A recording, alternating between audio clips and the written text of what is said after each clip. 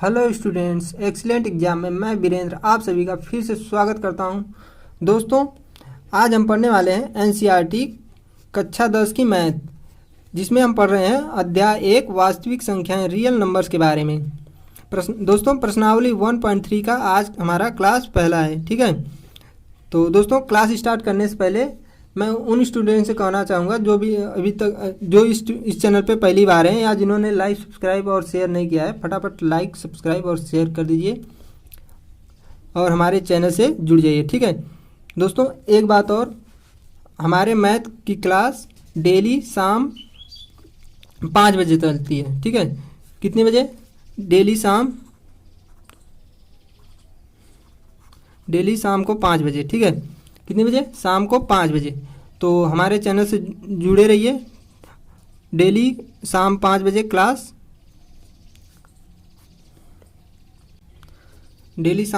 Class start हो जाती है। ठीक है दोस्तों, तो आइए क्लास को स्टार्ट करते हैं। दोस्तों, आज हम पढ़ने वाले हैं प्रश्नावली 1.3 में कुछ अपरिमेय संख्याएं हैं जिनको सिद्ध करना है हमें कि वास्तव में वो अपरिमेय संख्याएं हैं या भी नहीं। ठीक है, तो इस यहाँ से एक क्वेश्चन भी बनता है, एग्जाम में बहुत बार क्वेश्चन बनता है। ठीक है, तो आइए उसको हम ध्यान से देखते हैं। ठीक है दोस्तों, तो हमारा पहला क्वेश्चन है, सिद्ध कीजिए कि √5, ठीक है, √5 एक अपरिमेय संख्या है। ठीक है, क्या है? एक अपरिमेय संख्या। ठीक है दोस्तों, तो आइए हम इसको सॉल्व करते हैं, सिद्ध करते हैं। ठीक है, हल सबसे पहले हम मान लेते हैं, दिया है कि अपरिमेय संख्या है, सिद्ध करना है। ठीक है, तो हम मान के चलते हैं कि यह एक परिमेय संख्या है। क्या मान के चलते हैं? कि परिमेय संख्या है। तो मान लेते हैं, माना √5। ठीक है, क्या है? √5 क्या है? परिमेय संख्या। परिमेय संख्या किस रूप में होती है? p/q के रूप में। तो p/q के रूप में एक परिमेय संख्या है, ठीक है, क्या है? एक परिमेय संख्या है। तो दोस्तों, जहाँ क्या होता है? q ≠ 0। ठीक है, जहाँ कह सकते हैं कि q ≠ 0 होना चाहिए। ये बात सभी जानते हैं कि 0 हो गया तो यह अमान्य संख्या होती है। ठीक है, तो q क्या होना चाहिए? 0 नहीं होना चाहिए। ठीक है दोस्तों, इतनी बात समझ में आ रही है। और एक बात कि p और q हमारा उभयनिष्ठ गुणनखंड इसमें नहीं होना चाहिए। जैसे कि कोई गुणनखंड होता है, जैसे हम 6 का गुणनखंड करेंगे, 2 और 3 होता है, तो हमारा गुणनखंड नहीं होना चाहिए, केवल एक अभाज्य संख्या मतलब संख्या होनी चाहिए। एक उभयनिष्ठ गुणनखंड कोई नहीं होना चाहिए, कॉमन दोनों में से कोई भी गुणनखंड नहीं होना चाहिए। ठीक है, तो आइए इसको करते हैं। p और q क्या नहीं होना चाहिए? उभयनिष्ठ गुणनखंड। तो सबसे पहले क्या करेंगे हम? √5 जो है, √5 = p/q। ठीक है, तो इन दोनों साइड का हम क्या कर देंगे? स्क्वायर करने पर क्या करेंगे? स्क्वायर। ठीक है, दोनों साइड का क्या करेंगे? स्क्वायर। इतनी बात समझ में आ रही है? स्क्वायर करेंगे तो क्या हो जाएगा? हमारा 5 हो जाएगा, रूट हट जाएगा यहाँ से। ठीक है, और इस पर रूट लग जाएगा। ठीक है, p²/q²। इतनी बात समझ में आई दोस्तों? अब हमारा हो जाएगा, यहाँ से q को क्या करेंगे हम? पहले ध्यान से देखिए, p5 = p²/q² है ना। ठीक है, q² है तो इसको हम ऐसे लिख सकते हैं क्या? q × q। ठीक है, इतनी बात समझ में आई? कैसे लिख सकते हैं? q × q 2 बार, या फिर इसको स्क्वायर लिखें, बात ये की। अब हम क्या करेंगे? यहाँ से एक q इधर पक्षांतर कर लेंगे। ठीक है, तो हमारा हो जाएगा 5q = p²/q। ठीक है दोस्तों, इतनी बात समझ में आई? ठीक है दोस्तों, यहाँ तक बात समझ में आ गई। तो इसको बोल देते हैं इक्वेशन सॉरी, सबसे पहले हम माने थे यहाँ पे ना, माना √5 equal to Q upon P/Q एक परिमेय संख्या है, इसको बोलते थे इक्वेशन फर्स्ट, ठीक है, और इसको बोलते हैं इक्वेशन सेकेंड, ठीक है। तो दोस्तों क्या हम कह सकते हैं कि 5Q, ठीक है, क्या दिया कर रहा है 5Q क्या है, एक पूर्णांक है, ठीक है दोस्तों, एक पूर्णांक है। चूंकि 5Q एक पूर्णांक है तो और तथा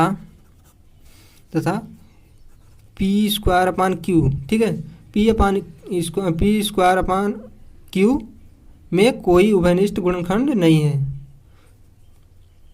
यहाँ पे कोई उभयनिष्ठ गुणनखंड नहीं होगा, ठीक है, में कोई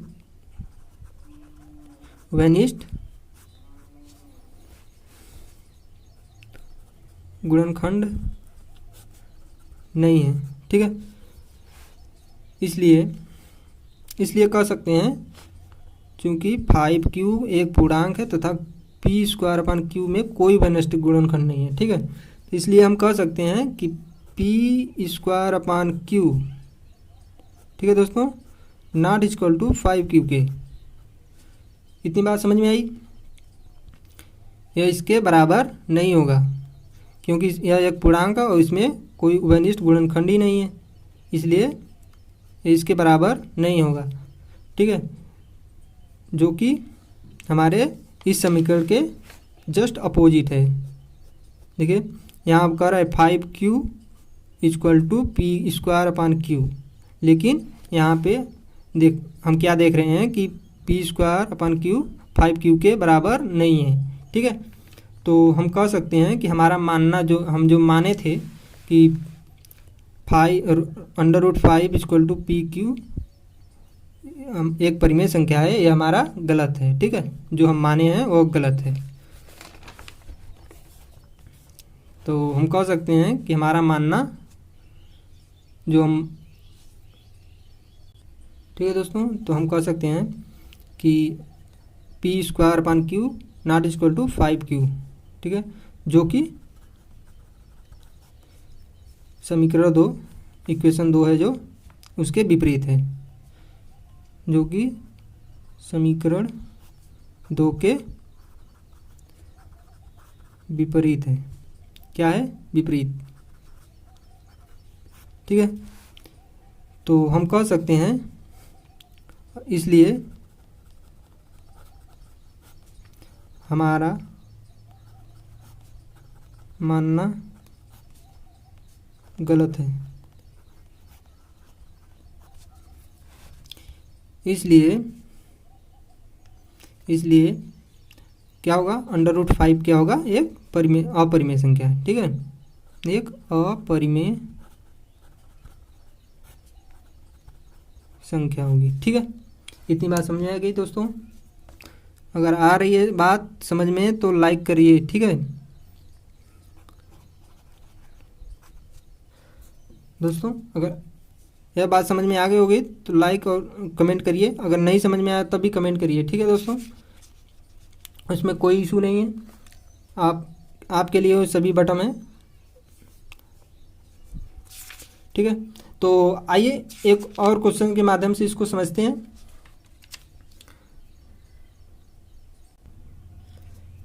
तो दोस्तों आइए एक क्वेश्चन और है, इसको भी देखते हैं, यह बहुत अच्छा क्वेश्चन है, ठीक है। तो आइए इसको भी हल करते हैं, सिद्ध करते हैं, ठीक है। हल क्या कर रहा है, सिद्ध कीजिए कि 3 + 2 √5 एक अपरिमेय संख्या है, ठीक है दोस्तों। तो इसे भी हमें सिद्ध करना है। तो क्या सबसे पहले मान लेते हैं कि यह एक परिमेय संख्या है, हमें अपरिमेय सिद्ध करना है, तो हम मान के चलते हैं कि यह एक परिमेय संख्या है, ठीक है। तो मान लेते हैं, माना 3 + 2 √5 क्या है, एक परिमेय संख्या, परिमेय संख्या, ठीक है। तथा यह किसके बराबर है, तथा यह x अपान वाई के बराबर है, ठीक है। इतनी बात हम मान के चल रहे हैं, ठीक है दोस्तों, कि यह एक परिमेय संख्या है और यह इसके x अपान वाई के बराबर है, इतना हम मान लिए। यह इक्वेशन फर्स्ट है, ठीक है। तो अतः हम कह सकते हैं कि x upon y equal to इसके बराबर है, तो इसको हम बराबर कर लेते हैं। x upon y equal to 3 + 2√5। इतनी बात समझ में आ गई दोस्तों, ठीक है। आगे देखते हैं, आगे क्या करना है हमको। आगे इस 3 को हम इस साइड लाते हैं, ठीक है। इस 3 को हम इस साइड लाएंगे, तो x अपान हमारा क्या हो जाएगा, x अपान वाई -3, इधर आएगा तो माइनस हो जाएगा, ठीक है। इक्वल टू इधर क्या बचेगा, 2√5, ठीक है दोस्तों। इतनी बात समझ में आ गई। अब क्या करना है, इसको हम इधर लिख सकते हैं, इसको इधर, कोई दिक्कत नहीं, कोई दिक्कत नहीं, ठीक है। इसको हम इधर लिखेंगे और इसको इधर लिख लेंगे अपनी सुविधा के लिए, ठीक है। तो क्या लिखेंगे, 2√5 equal to x upon y -3, ठीक है। ठीक है दोस्तों, अगर बात समझ में आ रही है तो लाइक तो बनता है, क्यों।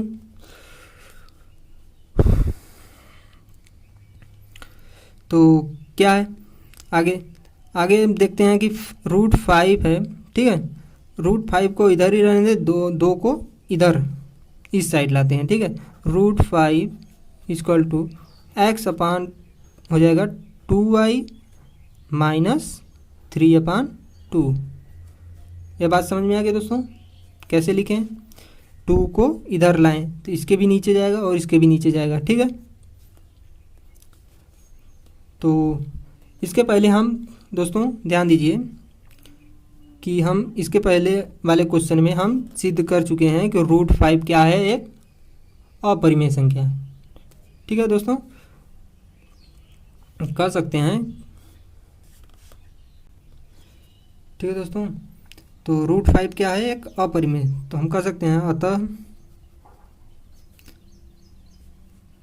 √5 चूँकि यहाँ पे लिखिए, चूँकि √5 एक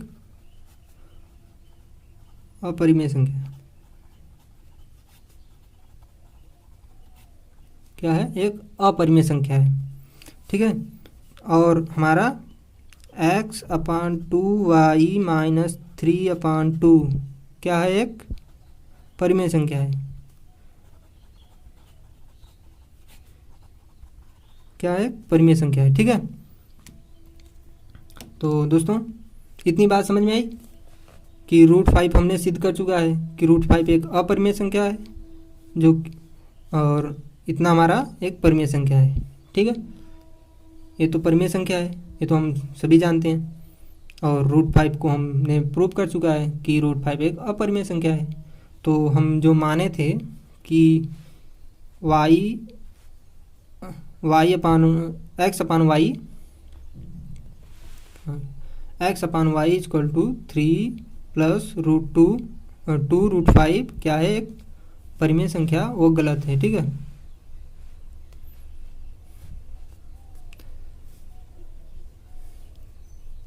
तो कह सकते हैं अतः हमारा मानना गलत था, ठीक है। अतः हमारी कल्पना, हमने जो कल्पना किया था, मतलब माने थे कि यह परिमेय संख्या है, वह गलत है, ठीक है। कल्पना गलत है। तो क्या होगा, अतः 3 + 2√5 क्या है, एक अपरिमेय संख्या, एक